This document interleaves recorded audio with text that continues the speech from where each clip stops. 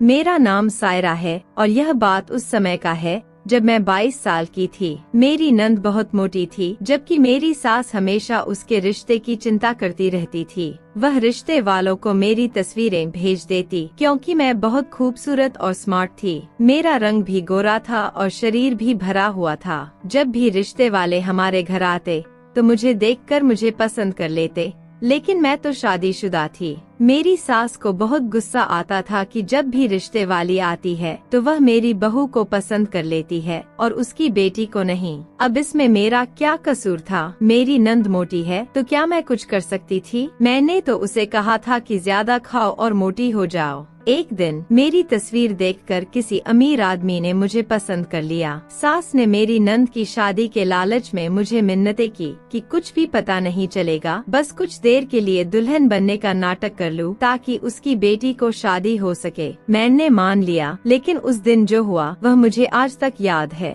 दुल्हन के लिए स्टेज तैयार किया गया था और लोग जमा हो गए थे। मुझे स्टेज पर बिठाया गया और जब मैंने अपने होने वाले शौहर को देखा तो मेरे पाँव तले से जमीन खिसक गई। वह तो मेरी सास जैसे थे। जैसे ही मेरी सास कमरे में आई, मैं उठकर बैठ गई क्योंकि वह इतनी सख्त थी कि उनके सामने हम बैठ भी नहीं सकते थे, नहीं लेट सकते थे। कभी कभी तो मुझे उनके इंसान होने पर भी शक होता था क्योंकि वह अजीब अजीब तरीके से काम करती थीं। कोई भी इंसान इतना सख्त और उसूलों का पालन करने वाला नहीं हो सकता था जितना वह करती थीं। मैं बिस्तर से उठ खड़ी हो गई। पहले तो सास मुझे कुछ सोचती हुई निगाहों से देखती रही, फिर बोली, मेरे कमरे में आओ, जरूरी बात करनी है। मैं सास के पीछे उनके कमरे में चली गई और वहाँ मेरी नंद भी बैठी हुई थी। सास ने मुझे कुर्सी पर बैठने का इशारा किया और खुद दरवाजे की कुंडी लगाकर बिस्तर पर बैठ गई। मुझे सब कुछ बहुत अजीब लग रहा था और शक हो रहा था कि मेरे खिलाफ यह दोनों माँ बेटी कुछ नया प्लान बना रही हैं।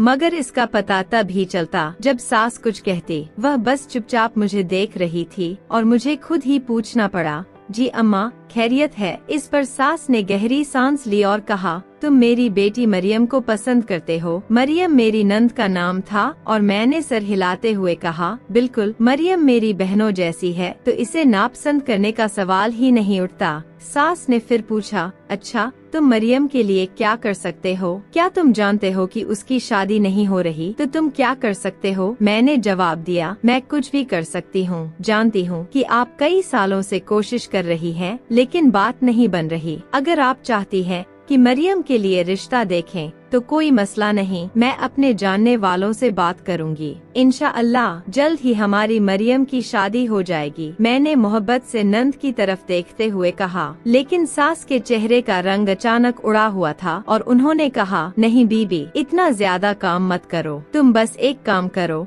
तो सारी उम्र का एहसान होगा तुम्हारा हम पर। सास ने बेजार होकर मेरी पूरी बात सुनी और फिर कहा, जी बताइए क्या काम है? मैं जहाँ तक मुमकिन हो जरूर करूँगी। सास ने बताया, मरियम के लिए एक रिश्ता आया है, मगर उन लोगों ने तुम्हें भी पसंद किया है और शर्त यह है कि वह चाहते हैं कि बड़े बेटे की शादी तुमसे हो जाए, फिर वह छोटे लड़के की शादी मरियम से करवा लेंगे। सास ने यह बात इतनी आसानी से कही, लेकिन मुझे सुनकर बड़ा आश्चर्य हुआ। मैंने तस्दीक के लिए पूछा, क्या क्या कह रही हैं आप? मेरी शादी? सास ने मुंह बनाकर कहा, हाँ तुम्हारी शादी। मैंने कहा, लेकिन मैं तो आपकी बहू हूँ, मेरी शादी तो आपके बेटे उमेर से पहले हो चुकी है, फिर आप मेरी दूसरी शादी कैसे करवा सकती हैं? गुस्से और गम से मेरी आवाज लड़खड़ा गई और पाँव तले से जमीन निकल गई। सास ने आराम से कहा, बैठो, अपने बेटे से शादी भी मैंने ही करवाई थी, इसलिए मेरे आगे ऊंचा बोलने की जरूरत नहीं है। जो मैं कहूँगी वही होगा। बस रात को तुम्हारा निकाह है,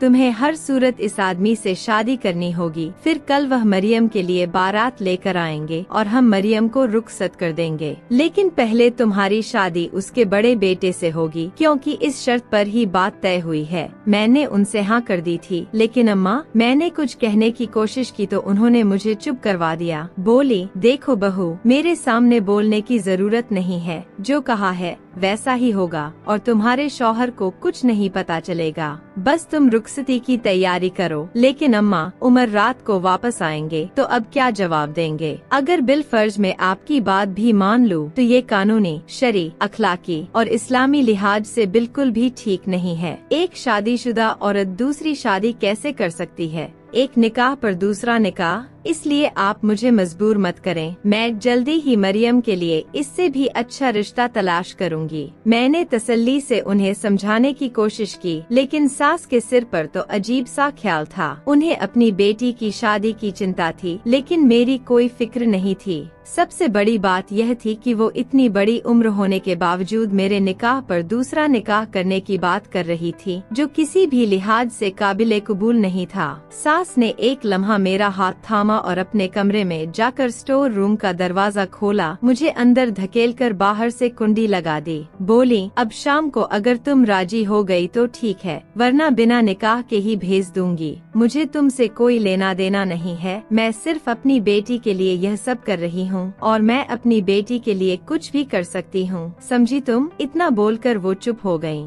इसी बीच मैंने अपनी नंद की हल्की आवाज सुनी, जो उन्हें समझाने की कोशिश कर रही थी। यह सब ठीक नहीं है, भाभी को ऐसे बंद मत करो। लेकिन तभी एक जोरदार थप्पड़ की आवाज गूंजी, जो सास ने मरियम को मारा था। फिर सास ने कहा, मरियम जाओ यहाँ से, वरना तुम्हारी बेटी के साथ तुम्हें भी अंदर कर दूंगी। इतना कहकर कमरे में खामोशी छा गई। मैं काफी देर तक दीवार से लगकर रोती रही। पहले तो कमरे का दरवाजा बहुत पीटा, लेकिन मुझे यकीन था कि बाहर मेरी आवाज सुनने वाला कोई नहीं होगा, इसलिए चुपचाप किसी चमत्कारी मदद का इंतजार करने लगी। लेकिन यह मेरी भूल थी कि मैं उम्मीद कर रही थी कि आम इंसानों की जिंदगी में कोई चमत्कार होगा। मुझे यकीन हो गया कि चमत्कार सिर्फ नॉवेल्स और ड्रामों में होते हैं, असल जिंदगी में नहीं। हम आम इंसान अपनी पूरी जिंदगी किसी मंजिल के इंतजार में बिता देते हैं और फिर उसे हासिल करने की कोशिश में खुद को बर्बाद कर लेते हैं। समय तो जैसे तैसे गुजर जाता है, मगर मेरे लिए कोई रास्ता नहीं था। मैंने हार मान ली थी और दीवार के सहारे आंखें बंद कर ली थीं। मुझे यह भी याद नहीं कि कब मैं नींद में खो गई।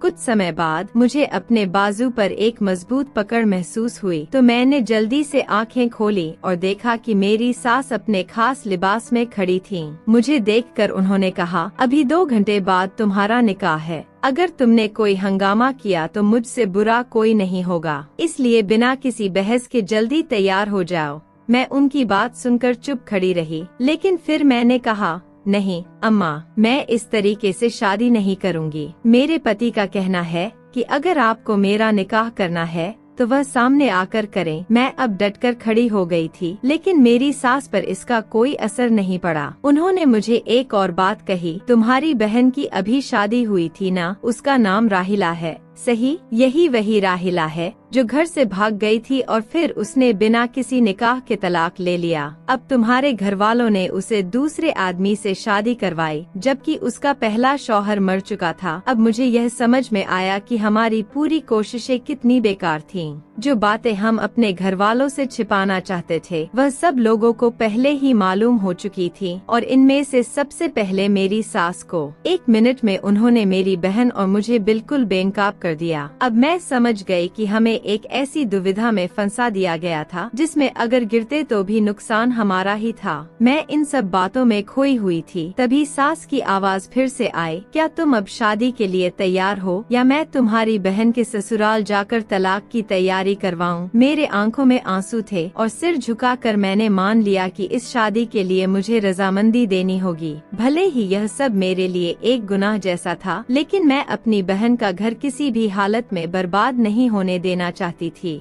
जो कुछ उसने किया था उसकी सजा हमको मिल रही थी, लेकिन मैं नहीं चाहती थी कि अपने परिवार के लिए तकलीफ का कारण बनूं। इसलिए चुपचाप पास पड़े कीमती कपड़े और जेवरात उठाकर वॉशरूम की तरफ बढ़ गई। जब बाहर आई तो सास के कमरे में नंद के साथ एक पार्लर वाली खड़ी थी। नंद खुद आगे बढ़कर बोली, भाभी, आपको यह सब करने की बिल्कुल जरूरत नहीं है। मैंने अम्मा को बहुत समझाया, लेकिन वह मेरी नहीं सुन रही है और भाई का फोन भी बंद है। कल से वह घर भी नहीं लौटे। अब तैयार हो, मेरे लिए यह सब मत करो। मुझे अपनी नंद की एक एक बात पर यकीन था। वह जो बोल रही थी सच बोल रही थी। यह सिर्फ सास की साजिश थी। लेकिन अब बात नंद के आना जाना या चाहने की नहीं थी। बात राहिला मेरी बहन की थी, जिसका घर मेरे यहाँ आने से जैसे एक छोटे से पल पर अटका था। काश मेरी बहन घर से भागकर शादी न करती तो मेरे साथ ऐसा जुल्म नहीं होता। न वह घर से भागती, न उसका बॉयफ्रेंड उसे धोखा देकर तलाक देकर वापस भेजता, और न मेरी सास के पास मेरी बहन का कोई राज होता। फिर भी मैं सोचती हूँ कि यह मेरी किस्मत में लिखा था, और अब देखो यह किस्मत का खेल मुझे कहाँ ले जाता है।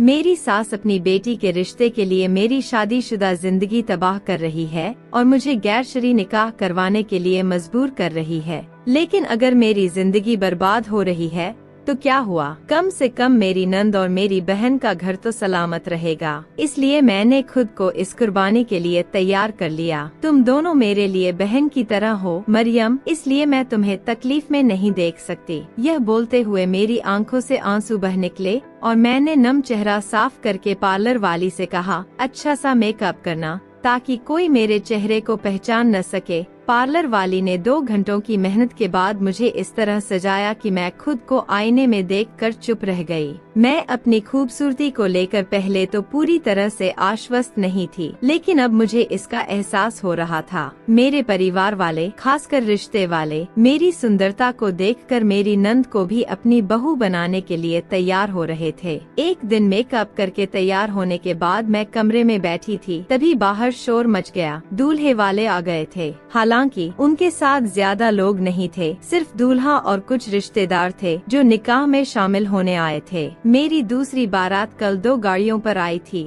और मैं कमरे में बैठी खुद को ढकने में मशगूल थी। उस समय मुझे यह एहसास हुआ कि क्या जिंदगी सच में किसी के साथ ऐसा मजाक करती है। मुझे याद आया जब मैं पहली बार दुल्हन बनकर इस घर में आई थी। हम 3 बहनें ही थी, मेरा कोई भाई नहीं था। अब्बा एक बस के ड्राइवर थे और उनकी तनख्वाह बहुत कम थी। वह बस भी उनकी नहीं थी, बस चलाने के लिए उन्हें रखा गया था और कभी कभी तनख्वाह भी नहीं मिलती थी। अब्बा ने अम्मा को सख्ती से कह रखा था कि वह तब तक कोई काम नहीं करेंगी जब तक वह जिंदा है। उनका मानना था कि उनके परिवार को उनके कमाए पैसे पर ही गुजर करना होगा और अम्मा को किसी भी हाल में काम करने की अनुमति नहीं थी। अब्बा की नज़र में घर की औरतों की कमाई पर निर्भर रहना उनकी आत्मा के खिलाफ था, इसलिए उन्होंने हमेशा इस उसूल को माना था। अब्बा ने अपनी तीनों बेटियों को अच्छी शिक्षा दी, हालांकि उनके पास बहुत पैसे नहीं थे। हम तीनों बहनों में से मैं 12वीं तक पढ़ी थी। मेरी बीच वाली बहन 10वीं पास थी और सबसे छोटी 16वीं तक पढ़ाई कर पाई थी।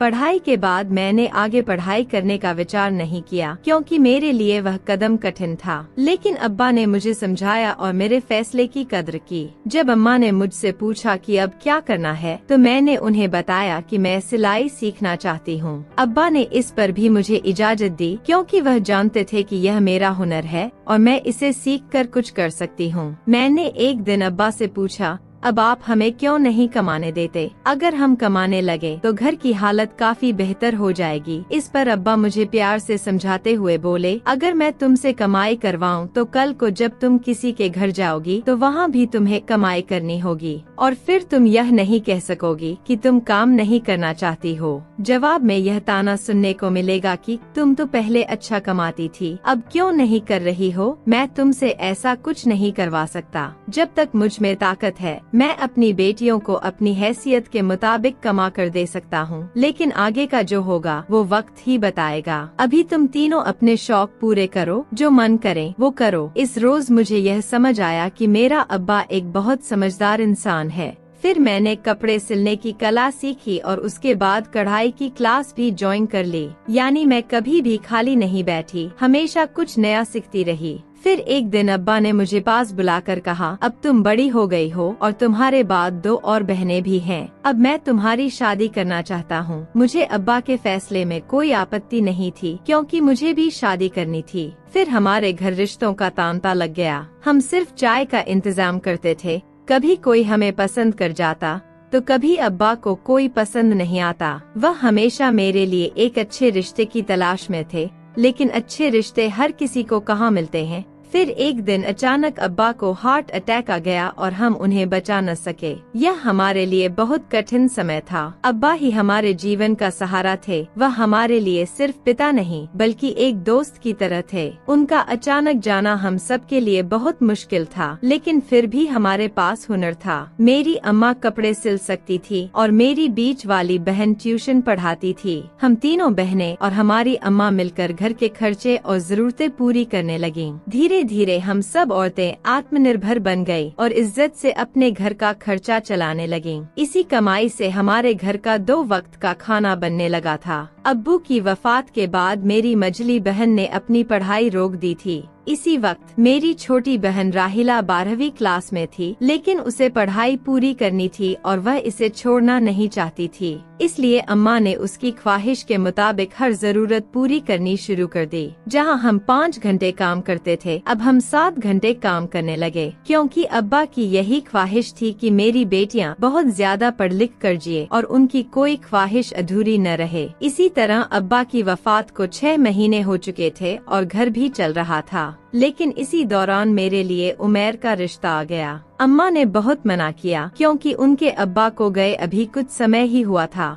फिर भी मेरी सास की जिद थी कि यह रिश्ता चाहिए, चाहे हमें दहेज भी न दे और सादगी से ही सही, मगर यह रिश्ता होना चाहिए। आखिरकार उनकी जिद के सामने मुझे झुकना पड़ा और मेरे और उमैर का सादगी से निकाह हो गया। मैं उमैर की दुल्हन बनकर उनके घर गई और वहां आते ही मेरी जिंदगी का सबसे कठिन दौर शुरू हो गया। मेरी सास बहुत सख्त औरत थीं। हमेशा उनके बताए गए नियमों के मुताबिक चलने की कोशिश में मैं हलकान होती रहती, लेकिन फिर भी उन्हें कभी खुश नहीं कर पाई। उन्हें मुझसे बहुत उम्मीदें थीं, लेकिन मेरी किस्मत ही खराब थी। जितना भी मैं उन्हें खुश करने की कोशिश करती, वो उतना ही नाराज हो जाती। उमैर मुझे सपोर्ट करते थे, लेकिन जब वो काम पर जाते तो मुझे अपनी सास के ताने और नाराजगी से बचने का कोई तरीका नहीं मिलता था। उमैर कहते, अगर तुम सास से कोई शिकायत करोगी तो सब्र करो, बर्दाश्त करो। अम्मा हमेशा तो हमारे साथ नहीं रहेंगी। जितना समय है उन्हें खुश कर दो ताकि वो इस दुनिया से अपने बच्चों के हाथों नाराज होकर न जाएं। मुझे अपने शौहर की बात भी सही लगती थी, इसलिए मैं हमेशा उनकी बात मान लेती। लेकिन यहाँ मेरी गलती थी कि मुझे पहले दिन से ही अपने हक के लिए खड़ा होना चाहिए था। शादी के 4 साल बाद भी जब मेरी औलाद नहीं हुई तो ससुराल वालों के बीच मेरी स्थिति बेहद अजीब हो गई थी। मैं जितनी भी कोशिश करती, फिर भी मेरी सास मुझे बांझ होने का ताना देती, जिससे मैं खुद को ही कमजोर महसूस करने लगती थी। मगर उमैर हमेशा मुझे हिम्मत देता, कहता कि एक दिन हमारी औलाद जरूर होगी, बस अभी हमारे नसीब में नहीं है, लेकिन एक दिन तुमसे सब खुश होंगे और तुम अपने बच्चों को भी अपनी जैसी अच्छी तमीज से पालोगी। उमैर के शब्द मुझे तात्कालिक रूप से सुकून देते, लेकिन बाद में मेरी सास कुछ ऐसी बातें कह देती जो मेरे लिए बहुत तकलीफदेह होती।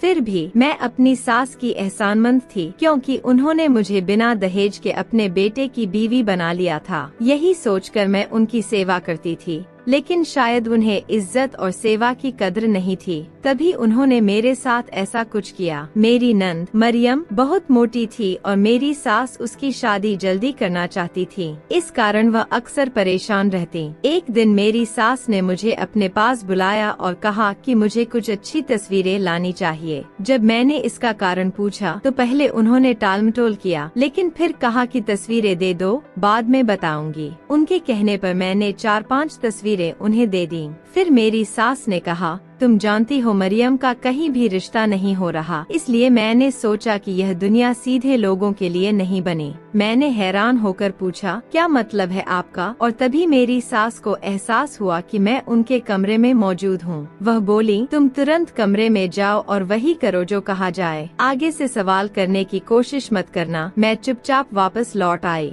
कुछ दिन तक इस बारे में सोचती रही कि आखिर सास ने मेरी तस्वीरें क्यों मांगी, लेकिन फिर कुछ दिनों बाद मैं इस बात को भूल गई। मुझे यह नहीं पता कि इसके बाद क्या हुआ, लेकिन मैं एक बात जरूर महसूस करने लगी कि मेरी नंद मुझे जब भी अकेला देखती तो मुझसे बात करने की कोशिश करती थी। उसकी आंखों में ऐसा लगता था कि वह मुझसे कुछ जरूरी बात करना चाहती है, लेकिन मेरी सास की निगाहें हमेशा पैनी रहती और जैसे ही वह मरियम को मेरे पास देखती तुरंत उसे किसी काम में लगा देती और अक्सर डांट पड़ जाती कि तुम क्यों उसके पास जाती हो जब मेरा और मरियम का कोई खास संबंध नहीं था। फिर भी वह एक बहुत सुलझी हुई और अच्छी लड़की थी। सबसे बढ़कर वह मुझे अपनी बहनों की तरह अजीज थी। मैं कभी भी इसे सास की तरह नापसंद नहीं कर सकी। एक दिन सास ने मुझे बुलाकर कहा कि मरियम से दूर रहा करो। उस दिन मैंने आखिरकार हिम्मत जुटाकर उनसे पूछा, अम्मा क्या फर्क पड़ता है अगर मरियम मेरे पास कुछ देर रुक जाए? मैं इसे अपनी बहनों की तरह चाहती हूँ और यह मुझे बहुत अच्छी लगती है। इस पर सास तंजिया अंदाज में मुस्कराई और बोली, बीबी अपनी बच्ची को तुमसे ही नहीं तुम्हारे मनहूस साये से भी दूर रखती हूँ। तुम्हारी तो औलाद नहीं है, कल को मेरी बच्ची पर कहीं तुम अपना साया न छोड़ देना। इसके बाद मैं ससुराल में बैठी ताने सुनती रही और पूरी रात रोती रही। उमैर की रात को मेरी आंखें खुली तो उन्होंने पूछा, क्यों रो रही हो? मैं उन्हें बताना नहीं चाहती थी मगर मेरा मन फट गया और सब कुछ बता दिया। उमैर ने मुझे दिलासा देते हुए कहा, चिंता मत करो, कल को मैं तुम्हारे लिए सब ठीक कर दूंगा। माहौल बदल जाएगा और फिर अम्मा की बातों का असर भी खत्म हो जाएगा। मैं चुप हो गई मगर यह ना कह सकी कि कुछ बातें उम्र भर के लिए असर डाल जाती हैं। अगले दिन मैं एक हफ्ते के लिए अपने मायके आ गई, लेकिन यहाँ भी एक नई परेशानी का सामना करना पड़ा। मेरी सबसे छोटी बहन राहिला घर से भाग गई थी। उसे अपनी ही यूनिवर्सिटी का एक लड़का पसंद आ गया था। उस लड़के ने राहिला को अपनी मोहब्बत के जाल में फंसाया था और झूठी वादों से उसे जन्नत दिखा दी थी। इसलिए राहिला ने हमारी इज्जत और लिहाज को नजरअंदाज करते हुए कुछ कपड़े लेकर यूनिवर्सिटी से भाग गई।